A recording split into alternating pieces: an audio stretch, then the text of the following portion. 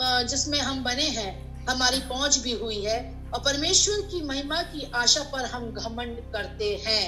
हम घमंड, हमारे पास एक रीजन है, एक कारण है घमंड करने का, वह है परमेश्वर की महिमा, जिसे संसार नहीं पहचानता, जिसे लोग नहीं पहचानते, लेकिन हर एक वो जन जो उससे उत्पन्न हुआ है वह उसे पहचानता है और वह जानता है कि हम किस महिमा में के लिए इतना जद्दोजहद कर रहे हैं, किस महिमा के लिए हम कलेशों को भोग रहे हैं, किस महिमा को हम प्राप्त करने की लालसा करके सारे यत्न कर रहे हैं। और परमेश्वर का वचन कहता है केवल यही नहीं, वरन हम कलेशों में भी घमंड करेंगे।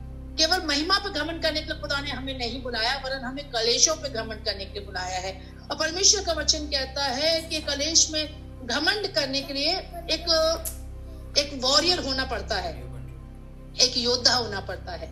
नहीं तो बहुत से लोग कलेशों में क्या होता है, जरा सा कलेश आता है, जरा सी परिस्थितियां बिगड़ती हैं, जरा सी प्रॉब्लम्स होती हैं और लोग विश्वास से क्या हो जाते हैं, पीछे हट जाते हैं।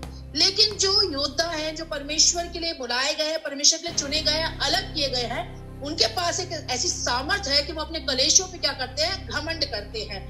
यहाँ पे परमेश्वर का वचन कहता है कि जब यीशु मसीह ने अपने चेलों को चुना तो यीशु मसीह उनके साथ साथ था और यीशु मसीह उनके साथ साथ चलता था, उनको सामने चमत्कार करता था, उनके सामने मुर्दों को जिला देता था, उनके सामने वो भूखों को रोटी, 5,000 लोगों को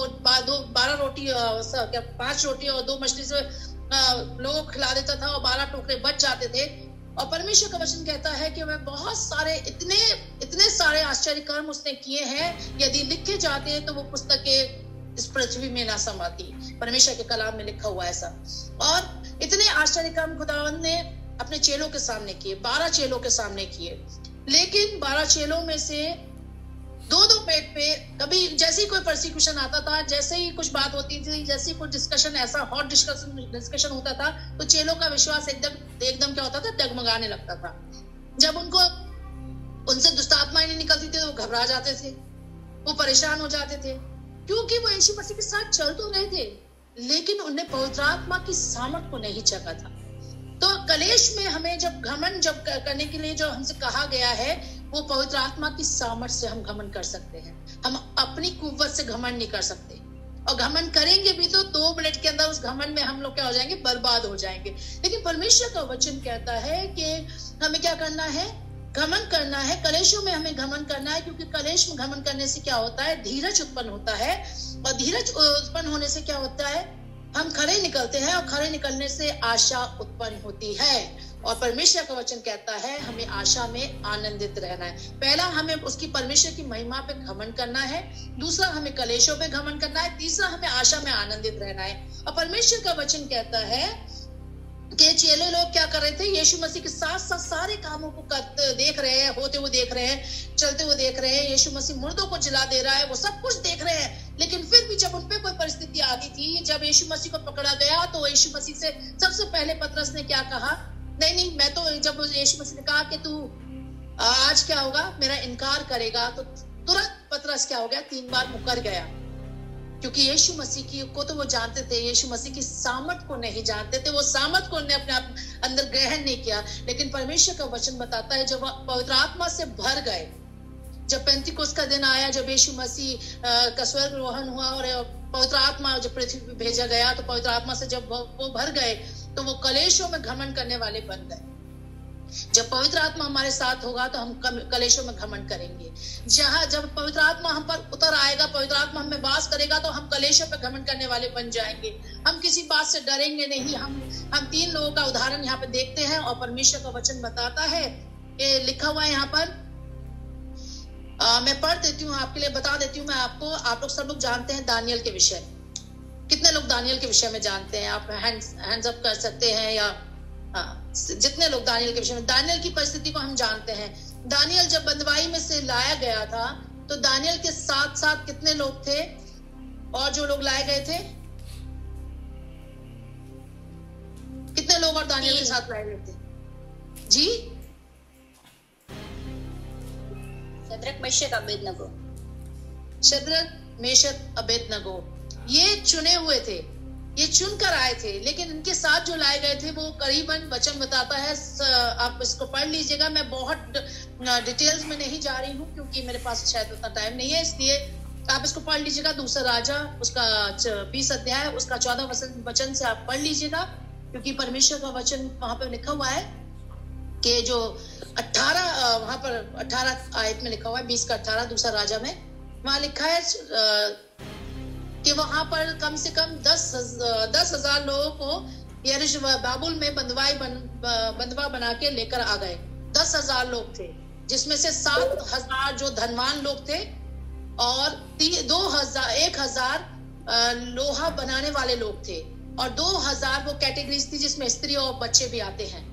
और इतने लोग वहां लाए गए, लेकिन 4 लोग हैं जो डिफरेंट हैं, जो बुद्धि से प्रवीण हैं, जो खूबसूरत है देखने में, और जो बहुत ही यहाँ पे लिखा हुआ है जो निर्दोष है। सबसे पहली बात, वो निर्दोष हैं। 4 जो पुरुष हैं उनके विषय लिखा है ये, और सब प्रकार की बुद्धि में प्रवीण है और ज्ञान में निपुण है, विद्वान है और राज मंदिर में हाजिर रहने के योग्य है, और कसदियों की शास्त्र की भाषा की शिक्षा उनको दी जाए, ऐसा लिखा हुआ है यहाँ पर। अब परमेश्वर का वचन बताता है कि ये इस चारों ये जो है निपुण है, हर बात में परफेक्ट है। और जब हम परफेक्शन में होते हैं, जब हम खुदा के लिए चुने जाते हैं, तो हम ऐसे ही नहीं चुने गए हैं। हम लोग हो सकता है हम लोग अपने आप को बहुत संसार में बहुत कम समझते हो, बहुत हम लोग अपने आप को सोचते हो हमें ही क्यों है इतने कष्ट, हमें ही क्यों परेशानी होती है। लेकिन परमेश्वर का वचन कहता है कि ये पुरुष जो है बंधुआई में गए हैं, और बंधुआई अच्छी जगह नहीं होती है।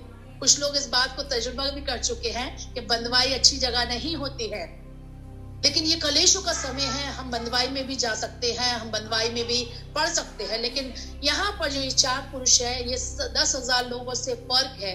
जो 10,000 पकड़ लाए गए, बाबुल में पकड़ के लाए गए, वो उनसे ये 4 पुरुष जो है बिल्कुल डिफरेंट है। और यहाँ पे ये रोना गाना नहीं कर रहे, क्योंकि इनके पास बुद्धि है। उन्हें मालूम है कि उनके बुद्धि में क्या डाला गया है, क्योंकि वो जानते हैं कि वो इजरायली है, वो यरूशलेम के हैं, और यरूशलेम पे, इजराइल पे कोई प्रभुता नहीं कर सकता। वो वचन को जानते हैं, वो निपुण है, हर भाषा को सीखने में, ज्ञान में, सब चीजों में निपुण है। इसलिए वह बेवकूफों के, निर्बुद्धियों के समान वो रो नहीं रहे कि हमें बंधुआई में क्यों डाल दिया खुदा। आजकल लोग क्या करते हैं, यीशु मसीह के लिए सुसमाचार सुनाने के लिए निकल तो जाते हैं, लेकिन जब परिस्थिति आती है तो वो पीछे लौट जाते हैं। जब परिस्थिति आती है तो वो अपने जो पैरों का पीछे कर लेते हैं, या उनका घर के लोग उन्हें सताने लगते हैं तो वो अपने आप को परमेश्वर को छोड़ देते हैं, या परमेश्वर का तिरस्कार कर देते हैं, जैसे पतरस ने किया। नहीं, मैं तो यीशु को नहीं जानता, नहीं, मैं यीशु के साथ नहीं था। लेकिन जो खुदा का काम, जो परमेश्वर का ज्ञान रखते हैं, परमेश्वर वचन कहता है जो परमेश्वर का ज्ञान रखता है वो बड़े बड़े हियाब बांध के बड़े बड़े काम करते हैं। और ये जो 4 पुरुष हैं, ये हियाब बांध के बड़े बड़े काम करने लगे। जब परिस्थितियां हमें लगता है ना अब इसके बाद कुछ नहीं हो सकता, जब हमें लगता है सब कुछ खत्म हो गया, हम परसिक्यूशन के तले आ गए, हम कैद में आ गए, हमें संसार अब हम पर दोष लगा रहा है, संसार हमें मारना चाहता है, संसार हमें दुख पहुंचाना चाहता है, उस समय हमारा हियाव जो है, हमारा ज्ञान जो है वो हमें हियाव देता है। और परमेश्वर का जो ज्ञान है वो सामर्थ्य है। और वचन बताता है कि इनकी जो आइडेंटिटी है ना, इनका जो रुतबा था, इनका जो जैसे जवान जो निपुण थे, इनकी आइडेंटिटी को छीन लिया गया। आप राजा की पुस्तक में पढ़ लीजिएगा 20 अध्याय में कि इनकी जो पुरुष तत्व था उसकी आइडेंटिटी छीन ली गई थी, इनको खोजा बना दिया गया था, इनको जो मैनहुड जो होता है उससे दूर कर दिया गया था। लेकिन फिर भी ऐसे परसिक्यूशन के बीच में दानियल जब शेरों की मान में डाल दिया गया, उसका विश्वास मजबूत हो गया। उसने अपने कलेशों में घमंड किया और कहा कि मेरा परमेश्वर, मेरा जीवित परमेश्वर है। और वो शेरों की मान में चला गया और परमेश्वर ने उसे शेरों की मान से निकाल दिया। जब शद्रक मेशक अबेदनगो नाक की भट्टी में डाल दिए गए, तब भी उन्हें घमंड था, और ये घमंड था कि यदि हम नाश हो भी जाएं तो कोई परवाह नहीं, हमारा परमेश्वर हमको छुड़ाने में सामर्थ्य है, और परमेश्वर हमें छुड़ा के, और परमेश्वर हमें छुड़ाएगा, और ना भी छुड़ाए तो भी हम राजा की खड़ी कराई हुई मूर्ति के सामने नहीं झुकेंगे। ये होता है कलेश में घमंड करना, और ये घमंड का कारण था। और यही बात थी कि परमेश्वर ने शद्रक मेशक अबेदनगो को। हालांकि मैं इस नाम से उनको इंट्रोड्यूस नहीं करना चाहती हूँ, क्योंकि इन नामों के ये नाम जो है बेबीलोन में उनको दिए गए, बाबुल में उनको दिए गए। इसका अर्थ बहुत, इनका जो मीनिंग है वो बहुत खराब है। उनका जो ओरिजिनल नाम था उस नाम से मैं उनको संबोधित करना करती हूँ। इसलिए मैं आपको बता दूं कि जो ये इनके नाम चेंज कर दिए गए, इतना भयानक प्रोसिक्यूशन है कि आपका नाम चेंज कर दिया गया। अभी आपको पीटर से कुछ और बना दिया जाए, या आपका नाम चेंज कर दिया जाए, या आपको कुछ और बोला जाए तो आप उसी में तिलमिला जाएंगे। इनका नाम चेंज कर दिया गया, इनकी भाषा चेंज कर दी गई, इनका जेंडर चेंज कर दिया गया, इनका सब कुछ चेंज हो गया। फिर भी अपने कलेशों में घमंड कर रहे हैं उस महिमा के लिए जो सामने धरी है। इस कलेश का कोई फिक्र नहीं है। परमेश्वर वॉरियर्स को ढूंढ रहा है इस घड़ी। ये अंतिम दिन है, परमेश्वर खोज रहा है। पता है क्या है, एक दृष्टांत यीशु मसीह ने एक दृष्टांत यहाँ पे लिखा हुआ है, मत्ती की इंजील उसका 20 अध्याय में, आप लोग पढ़ लीजिएगा। मेरे पास बहुत सारे रेफरेंसेस हैं लेकिन मैं उसको निकलवाना नहीं चाह रही हूँ। मत्ती की इंजील उसका 20 अध्याय में लिखा है कि एक जो गृहस्थ है उसने अपने खेतों में काम करने के लिए मजदूरों को चुना, और कुछ मजदूरों को उसने सुबह से काम पे लगाया। फिर वो अपने घर लौट गया, और घर से फिर जब वापस दोपहर में आया तो उसने देखा कि यहाँ पर क्या है, भी मुझे और मजदूरों की जरूरत है। और फिर गया मजदूरों को लेने के लिए और लेकर आया और उसने काम पे लगा दिया। और फिर लास्ट में वो शाम के वक्त 1 घंटा बचा था मजदूरी खत्म होने में, वो गया और उसने देखा कुछ लोग खड़े हैं और ताक रहे हैं, काश हमें कोई मजदूरी मिल जाए, काश हमें कोई काम मिल जाए।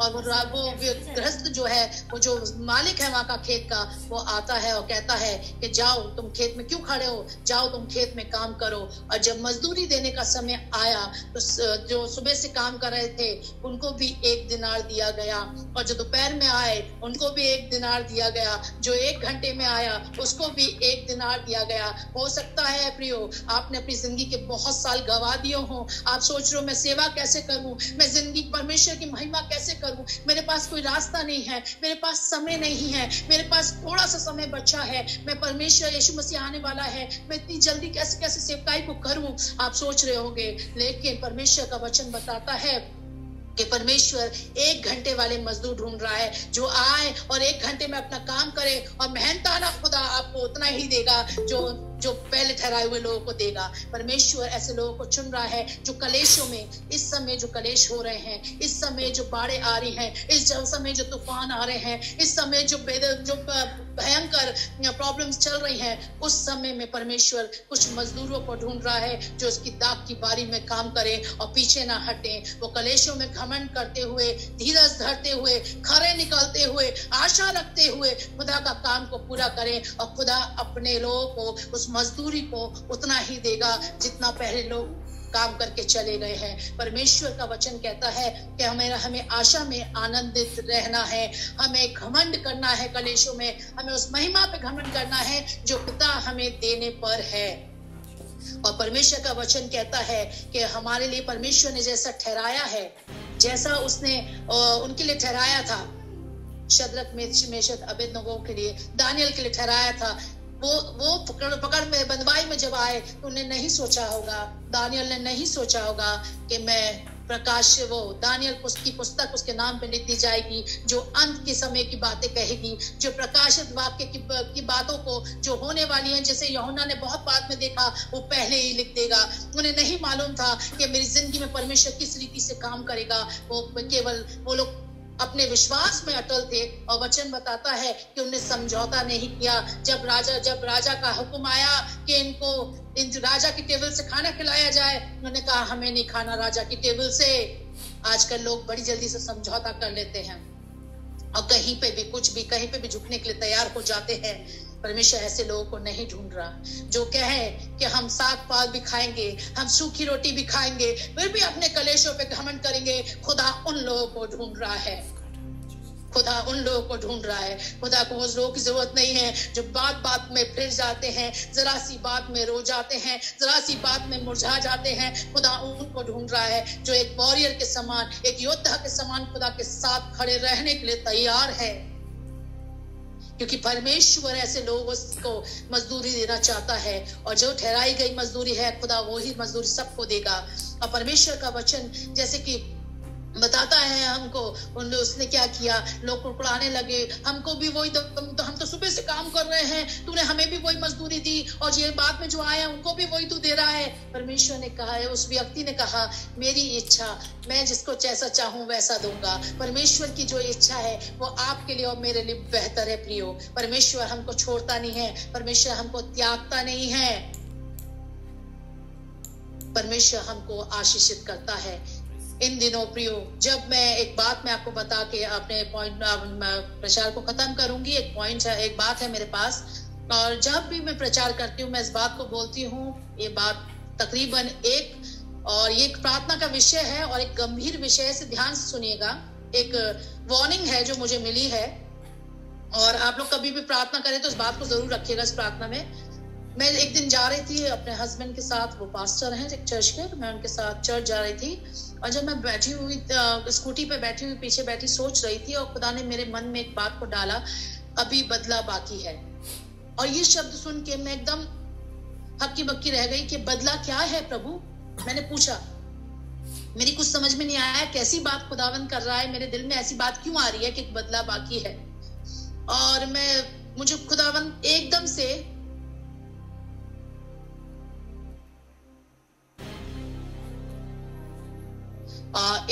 मैं सोचने लगी कि ये क्या चीज है, ये ऐसे क्यों परमेश्वर ने मुझे बोला है। और मैं परमेश्वर ने मुझे एकदम से मूसा के विषय में दिखाया, और मूसा के समय में मुझे ले गया परमेश्वर, और उसने दिखाना शुरू किया। वहां एक पिक्चर चलने लगी मेरे जहन के अंदर, मेरी आंखों के सामने एक पिक्चर चलने लगी। उसमें जब मूसा पैदा हुआ तो वहां लिखा हुआ है वचन में, वो वचन मेरे सामने चलने लगा कि वहां पर जो फिरौन राजा था उसने वहां पे छोटे छोटे बच्चों को मरवा दिया ताकि खुदा का नबी पैदा ना हो। और फिर उसके बाद फिर परमेश्वर ने मुझे बताया कि वो बदला वहां पे पूरा हो गया। जब परमेश्वर इजराइलियों को जब मिस्र से बाहर निकाल रहा था, तब परमेश्वर ने वो बदला लिया। और जो इजराइलियों को के बच्चे जो मारे गए थे, तब जब इजराइली जब बाहर आ रहे थे, तब जो मिस्र के बच्चे पहलौटे थे, परमेश्वर ने उनको मार दिया। ये बदला वहां पूरा हो गया। लेकिन जब यीशु मसीह पैदा हुआ, तो यीशु मसीह जब पैदा हुआ, तब भी यीशु मसीह के समय में हेरोदेस ने बहुत सारे बच्चों को मरवा दिया। उसके बाद कोई भी हेरोदेस के उसमें या जिनने यीशु मसीह को क्रूस पे चढ़ाया उनमें से कोई भी नहीं मरा। लेकिन यीशु मसीह जाते जाते एक बात कह गया, जो बात मेरे जहन को हिला के चली गई, वो ये था, मेरे लिए मत रो, वरन अपने और अपने बेटों के लिए या अपने बच्चों के लिए रो। और जब से मैंने ये वचन खुदा ने मुझे दिया, जब से ये बातें खुदा ने मुझे समझाएं, जब से ये दिखाया पिक्चर सी मेरे सामने जब चली, तो तब से उस दिन से मैं जवानों की डेथ के बारे में इतना सुन चुकी हूँ। बहुत सारे जवान इस दुनिया को कूच कर गए हैं। तो मेरा आपसे यही निवेदन है कि आप अपनी प्रार्थनाओं में अपने आसपास के जवानों के लिए, जो आपके रिश्तेदार हैं, जो भी हैं, या जिनको आप जानते हैं कि वो नाश ना हो, परमेश्वर को जानने वाले हो सके, उनके लिए प्रार्थनाओं में उनको उठाए रखिए, क्योंकि एक वार्निंग है ये। और बहुत सारे प्रभु के दासों ने, उसके बाद मैंने जब सुना है, बहुत सारे प्रभु के दासों ने भी ये वाली बात को कंफर्म किया है कि 2025 में बहुत सारे लोग चले गए, लेकिन 2026 में भी बहुत कुछ होना बाकी है। इसलिए हम लोग जागृत रहें, हम लोग प्रार्थना करते रहें, और परमेश्वर जैसे ये 4 जवान हैं, ऐसे जवानों को खुदा खड़ा करे, ताकि वह जवानों की परिस्थितियों को यहोशू के समान कहने पाए कि मैं अब इन्हें आगे ले जाऊंगा। वो परमेश्वर का वो जो बोझ मूसा का था, उस बोझ को लेकर के जैसे यहोशू चला, हमारे जवान भी ऐसे आगे चलने वाले हो सके, ताकि बहुत सारी बातें, परमेश्वर के भेद, परमेश्वर के काम लोगों पर प्रकट होने पाए। प्रभु